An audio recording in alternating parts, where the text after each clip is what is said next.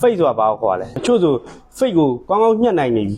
ဒါပေမဲ့အဲ့ face ဆိုတာဘာကိုခေါ်လဲဆိုအဲ့မှာပြန်မပြေးနိုင်တာတွေကရှိတယ်အချို့ဆို face ကိုလည်းကောင်းကောင်းညှက်နိုင်သွားပြီ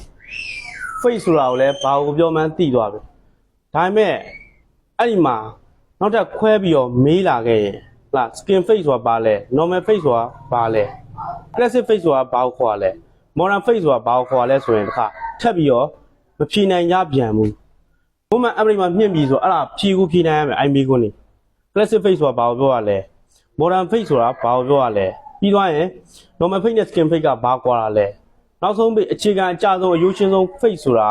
ဘာကိုခေါ်တာလဲဒီနေ့တစ်ချိန်ချင်းကြာရင်ကိုကသဘောတစ်ခုကစိုင်ဖွင့်မယ်စိုင်မဖွင့်ပြီးကိုလက်ရာကောင်းလာရင်ဆိုသိကြတယ်ကိုကတင်တန်းเจ้าမဖွင့်သေးဘူးဆိုတော့အခုစီမှာတင်တန်းတက်လို့ရလား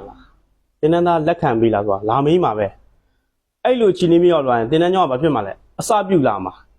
အစပြုလာခဲ့ဆိုကိုကခုကလေးအတိုင်းဘာဖြစ်ရမလဲဆိုတော့ဒီကြကြအခြေခံကြပအောင်တိချတက်ထားဖို့လိုတယ်